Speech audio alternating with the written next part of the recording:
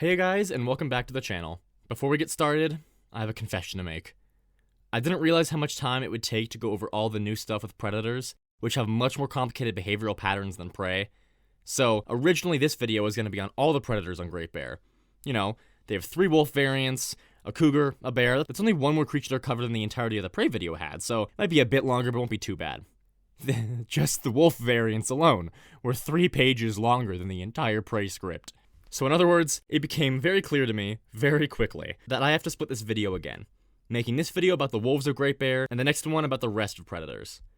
So, today we're going to be discussing everything that you need to know about Great Bear's wolves to survive the long dark. Just like in the last video, we're going to be covering each wolf variant's general information, interaction with other wildlife, detection for both you and the wolf, defense, and hunting strategies. This video won't cover auroras or the deeper mechanics of hunting, as we will cover those in a future video. Before we get started, keep in mind that a lot of this information will be overridden if you're playing on Pilgrim difficulty or a custom save with passive wildlife turned on, since, in those situations, all predators will flee instead of exhibiting their normal behaviors. Alrighty, without further ado, let's dive straight into the thick of it with wolves. Wolves are the most common predator on Great Bear, and there are 3 variants like I mentioned before. The regular wolf, which from now on I'll call the gray wolf, the poisoned wolf, and the Timberwolf. So first, let's discuss the gray wolf.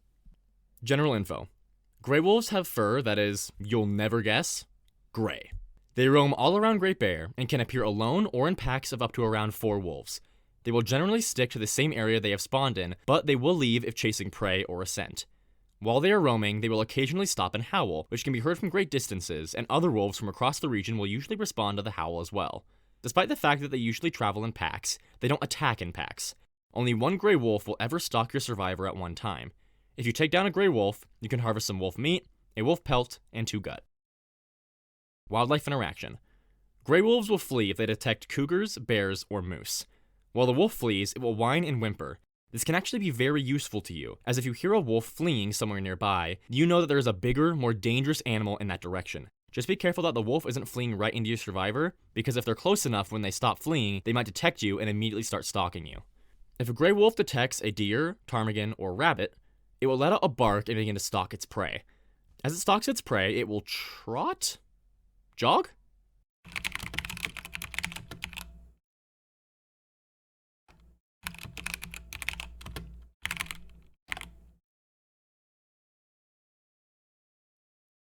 Trot. It will trot until it reaches a certain distance from its prey. Then it will charge until it's closed the gap enough to deliver the killing blow. Once the prey is dead, the wolf will stop and begin to eat the carcass. As it eats, it will continuously reduce the resource yield of the carcass until it's done, leaving a ravaged corpse behind which cannot be harvested. You can intervene, however, and scare the wolf off of its kill before it devours the whole thing, allowing you to take the rest for yourself. You can scare the wolf off its kill by throwing a lit torch or flare at it, frightening it with a gunshot, or you can even get close enough for it to start to growl at you, at which point you can aim a weapon at it, even a stone will do, and that will scare off the wolf as well. Keep in mind that if you're going to get it to notice and growl at you, and then aim a weapon, there is a chance that the wolf will attack your survivor instead of fleeing, even on Pilgrim difficulty. I will say though, that I've never had this happen to me personally, so it is very rare. But if you are worried about it, have a weapon out that could take out a wolf in the event that it does decide to chase you. Detection. Since gray wolves pop out of the snow so well, you'll be able to see them fairly easily during the day. During the darker nights, however, it becomes a lot trickier. You can try to spot them, but it can be very difficult. One thing that's a dead giveaway though for wolves on those dark nights is their eyes. If a wolf is facing the direction of your survivor, their eyes will give off a bright green glint. So if you see that, you know that there's a wolf. Something else to be aware of is that wolves' footsteps can also be heard.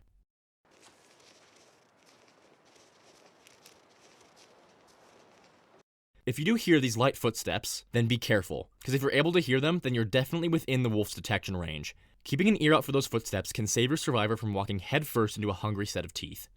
Another trick for detecting gray wolves is their howls. I mentioned before that wolves will howl, but the sound of their howl is actually different if they're far away or very close.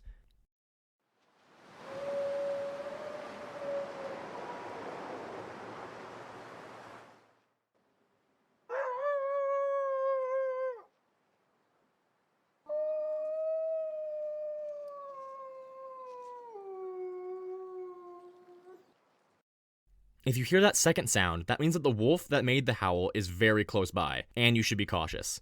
Gray wolves detect your survivor in a couple ways. The main one is sight. Pretty simple. If it catches sight of you, it will begin to stalk you in the same manner that we described before for prey. Another way that gray wolves will indirectly detect you is through scent. If your survivor is carrying something that has a scent value, this is most often a food that is meat or made with meat, it will have a range that predators can pick up on the scent. The higher the scent value you have, the farther that range is. If a wolf picks up that scent, it'll trot in the direction that it picked up the scent until it's close enough to see you. Then, it will stalk you. If one charges and reaches your survivor before they get to safety, it will begin a struggle. You can reduce the range that wolves will detect you via sight by crouching, but crouching does nothing to lessen your scent. Defense. We have a lot to go over here, so get ready. Your defense protocol will be different based on if a wolf is stalking/charging you, or if you're in a struggle. If a gray wolf has begun stalking you, don't worry. There are plenty of ways to get it to disengage. If you can break the wolf's line of sight on your survivor for long enough, then it may lose interest. You can also try to climb onto terrain that's outside of the wolf's pathfinding, such as felled trees or steep cliffs, at which point it will enter a defensive stance and snarl at you for a short time before losing interest. You can also drop a decoy, which is any item in the game that carries a scent value. If a gray wolf detects a decoy that's closer to it than your survivor, and your survivor isn't too close to the decoy, it will instead pursue and eat the decoy, which will distract it for a few seconds, allowing you to run away. In a similar fashion, if you are able to get a different prey animal to be closer to the wolf, it will actually begin to pursue that prey animal instead. So for example, walking near a rabbit grove while you're being stalked, and maneuvering yourself to put a rabbit in between you and the wolf, can get the wolf to change its target to the rabbit. Another thing to keep in mind is, since wolves need to be roughly within 10 meters of your survivor to charge you, you can keep your distance from a stalking wolf to buy yourself time in order to reach a structure or a vehicle. If you keep that distance well, you can actually travel quite far without a stalking wolf ever charging you. All of those solutions require nothing but your survivor's own 2 legs, plus the sacrifice of a decoy or 2. But they're also not guaranteed to keep you safe. There will be plenty of times that you want to guarantee that a wolf leaves you alone right away. If you're in that spot, never fear. There are still quite a few more surefire solutions at your disposal. Gray wolves are afraid of fire and will generally avoid it, so campfires, this does not include fire barrels, stoves, or any other sort of fire pit, torches, and flares, are fantastic for frightening them off. If your survivor is next to any of these deterrents, a pursuing wolf will enter its defensive stance once it gets too close to the fire. If any weapon is aimed at the wolf while it's like that, including something as simple as a stone, it will flee. You can also hold lit torches and flares to deter wolves, but there are some circumstances where wolves will charge you even while you're holding one. But don't worry, if a wolf, for whatever reason, decides to charge your survivor while you're holding a torch or flare, you can simply throw it at the wolf. As long as it either hits the wolf or lands really close to the wolf, that wolf will flee. Before we move on from the topic of using fires to deter wolves, there are a couple things you should know. There are 2 scenarios that will cause gray wolves to be more aggressive and overcome their fear of fire to some extent. Those scenarios are if you have a very high scent value, and if your survivor is weak. Your survivor is considered weak if any of the following things apply to them. Your condition is in the red, you're fully fatigued, over-encumbered, bleeding, or has a sprained wrist/ankle. If your survivor has a high scent value or is weak, wolves may charge from a greater distance, and even if you're standing near a campfire, torch, or flare. By now, I'm sure you're all wondering, Stars, this is all so fascinating, but what if I have my trusty Glock beside me? Can't I just shoot it? And to that, I say 2 things. 1, how on earth did you find a Glock? And 2, yes, you definitely can, but there are some more things to consider. You can use any weapon to try and deter a wolf, but if you aim any weapon at a wolf while it's stalking you, it will immediately charge you, regardless of the distance. So missing your shot can easily result in a struggle. If you're going to try that route, try to aim for the wolf's head. A successful headshot from any bow or firearm other than the revolver will instantly kill a wolf. If you don't kill the wolf with your first shot, it will flee if enough damage was dealt in the blow, but if not, it will continue to charge you. A final method to take note of before we talk about wolf struggles is noisemakers.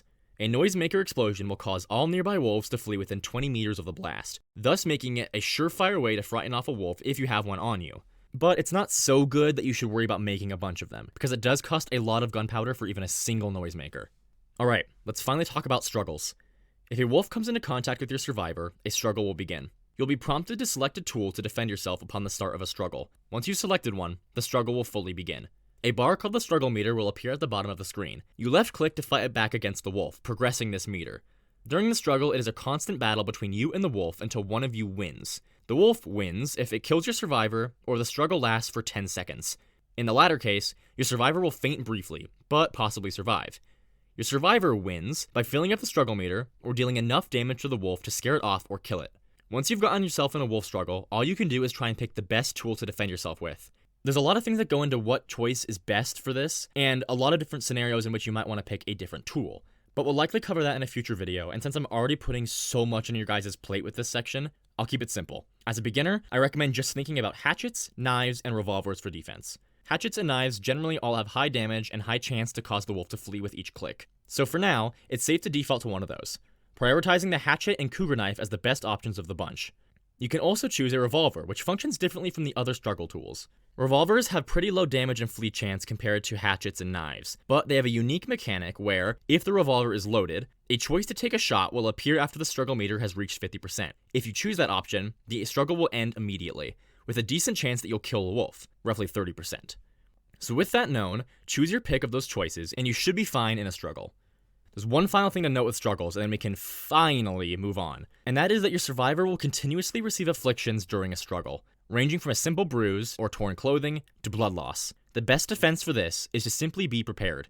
Always carry some bandages and antiseptic on your survivor in the case that you end up in a wolf struggle and need to patch yourself up. Hunting strategies. Hunting wolves is pretty straightforward. Your best options will be to use a bow or hunting rifle, as a headshot with either of those options is guaranteed to kill a wolf. This also applies to the distress pistol, but just like the last video, I don't recommend trying to use the distress pistol as a weapon if you're new. You can take a crack at using the revolver to hunt, but there is no guarantee that you'll be able to kill a wolf in a single shot. We will also be seeing the return of noisemakers here, as a noisemaker explosion that is close enough to a wolf will injure it and possibly kill it outright. But, once again, this is not a strategy that I would recommend. But also, if you really want to let your destructive side out, then by all means go for it. Just don't expect any really good results. Now that we know our arsenal, there are two ways to approach a hunt for a gray wolf: stealthy and head-on. Taking a stealthy approach for gray wolves, being where you try and get a shot off on a wolf without it seeing you, is the safer option. If you miss, the wolf will flee for a while if you used a firearm, or do nothing if you used a bow, posing no risk to your survivor. If you're going to take the stealth approach, any bow or rifle will be the best choice, as they have the range to be used without getting close enough to risk detection, and they deal the most damage, providing higher chances to kill in one shot. You can try to use a revolver, but you'll have a higher chance of missing, and an even higher chance of landing a shot that doesn't kill the wolf, causing it to flee and force you to chase it while it bleeds out. So I recommend just sticking with bows and rifles. You can also try a much more head-on approach to hunting these puppies, meaning that you intentionally get the wolf to charge your survivor to give yourself an easier shot. This strategy is obviously far riskier, as, if you fail, you're more likely to find yourself in a struggle. A bow or rifle are again the best choices, but I personally find that the bow is much easier to use, as it doesn't zoom in as much or restrict your visibility as much as rifles do. Regardless of what you choose, your goal is to wait for the wolf to get close enough that you know your shot will land, and then take it. If you hit it in the head, then the wolf will die. The revolver is more viable of a choice in this strategy than the last, especially if your survivor has a high revolver skill. Since you're not guaranteed to kill a wolf with a revolver shot to the head, there are two results from using a revolver with this strategy if you don't kill it with your first shot. Either you deal enough damage with the shot that the wolf flees, forcing you to chase it down, or it continues charging and a struggle ensues. Believe it or not, the latter is actually the preferred method here. This is because no matter how full the struggle meter is, if a wolf's health is too low, it will flee from the struggle. So if you do hit the wolf in the head with a revolver shot, and it gets you into a struggle, and you choose a good defensive tool, the wolf will usually flee within the first second or two of the struggle, and in those seconds you'll have gotten the chance to deal a little bit more damage to the wolf, causing it to bleed out a lot faster once it flees. Or possibly even killing the wolf in the struggle itself if you get lucky.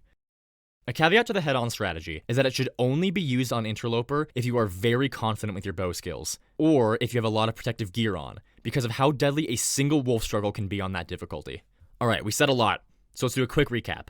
The best way to hunt gray wolves is either stealthily with a bow or rifle, or head-on with a bow, rifle, or revolver, keeping in mind that using a revolver makes the odds of a struggle much higher.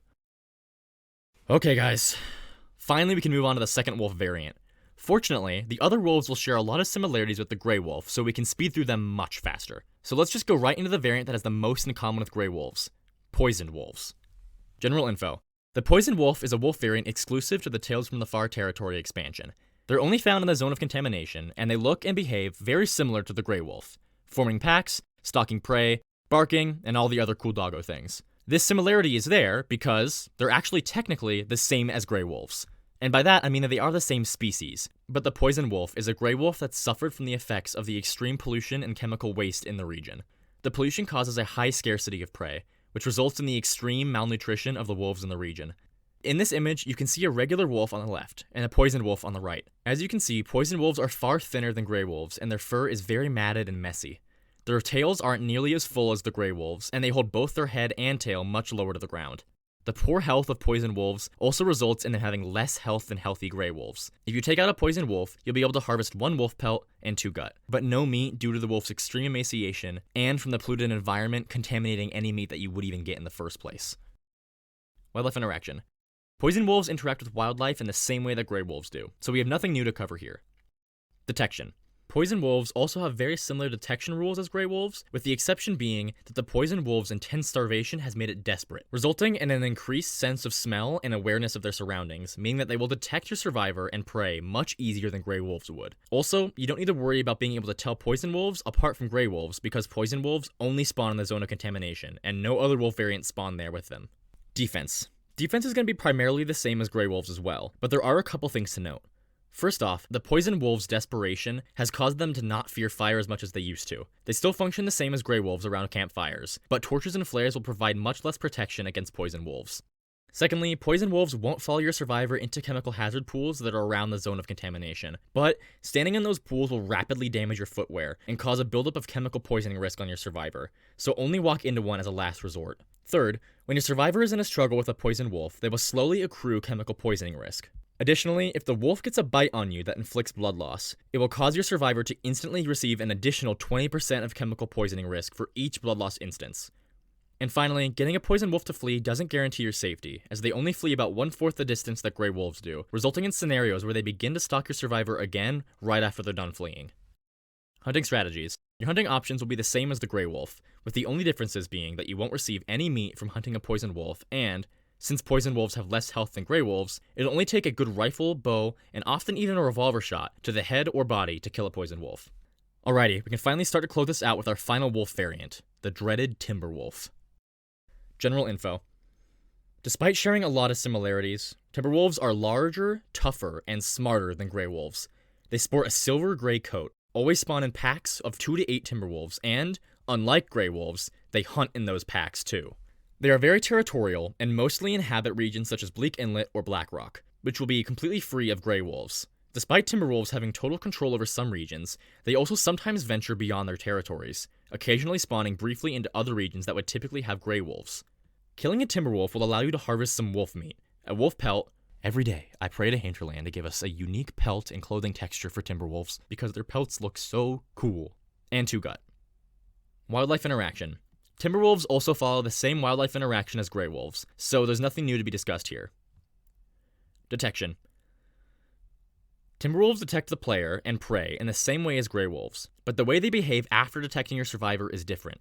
If a Timberwolf spots your survivor, it will stop and let out a long, chilling howl.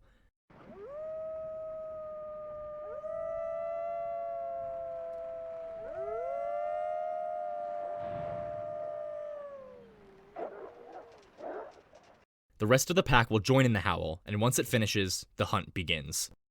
Defense. This is where everything is going to change, as dealing with a single gray wolf is nothing compared to dealing with a Timberwolf pack. Timberwolves won't stalk you, and instead, the pack will attempt to surround your survivor and take turns diving in for attacks. They will usually try and slowly chip away at you, hitting you with drive-by attacks, but if you stand still for too long or allow a Timberwolf to attack you while your back is turned, you may find yourself in a struggle.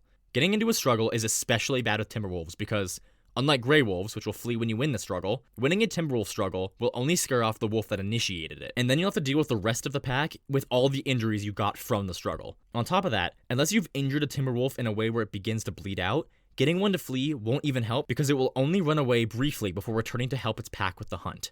So is the only way to beat a Timberwolf pack to kill them all? No. There are a couple ways to scare a pack off. When a pack has begun hunting your survivor, a meter will display at the bottom of the screen. This meter displays the pack's morale, which will get larger with each pack member.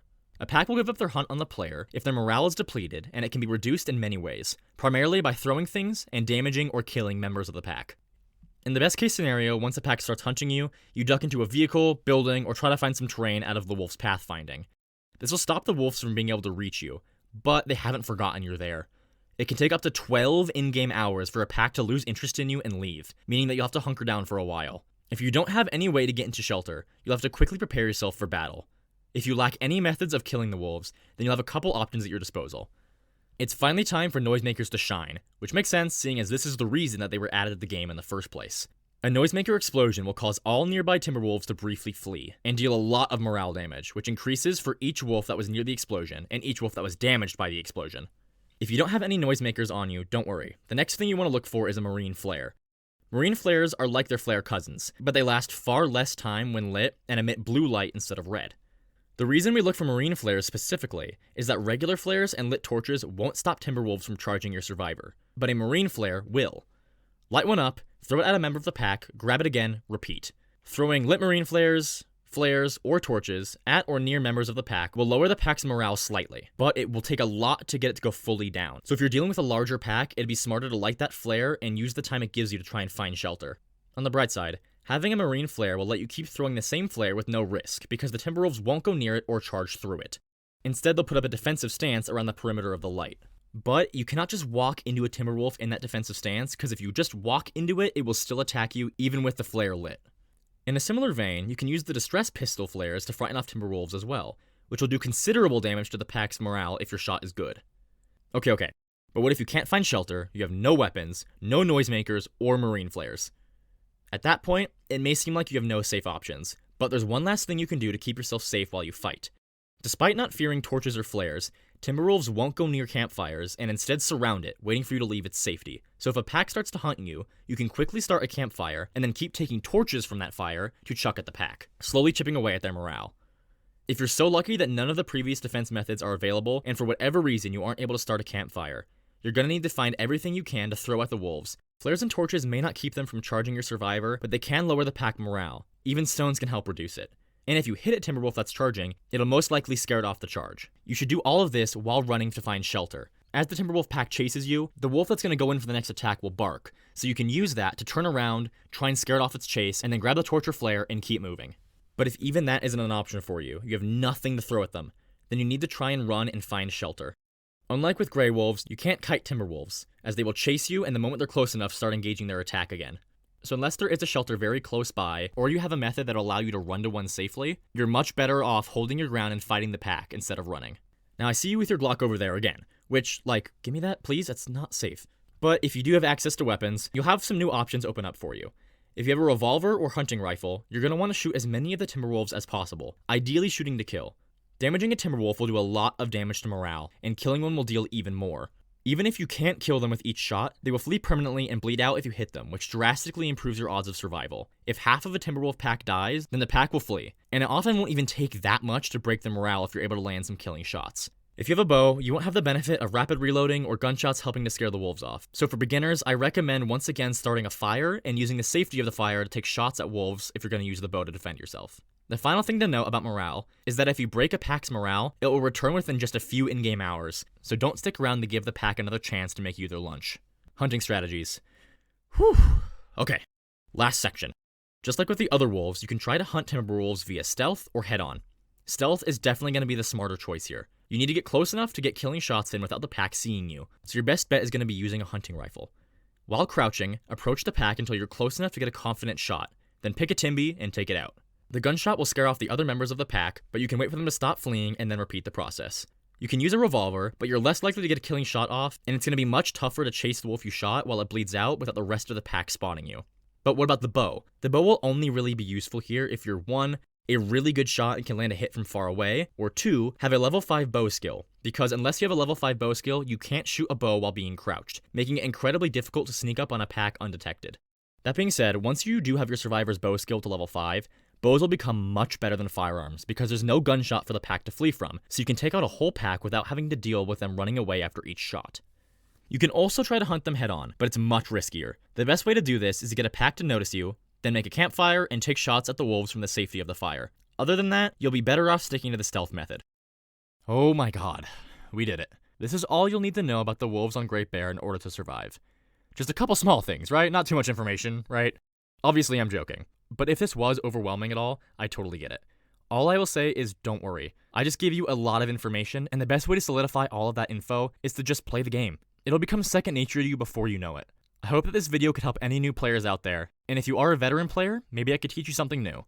If you liked this video, then please like the video. It helps out the channel a lot, and leave any comments or questions you have down in the comment section. Subscribe for more videos like this, and also look at this amazing, awesome fan art I completely forgot to put it in the last video, but here it is. This is so cool and I love it. Thank you so much for making this for me. I love it so much. Thank you guys for watching, and I'll see you in the next one.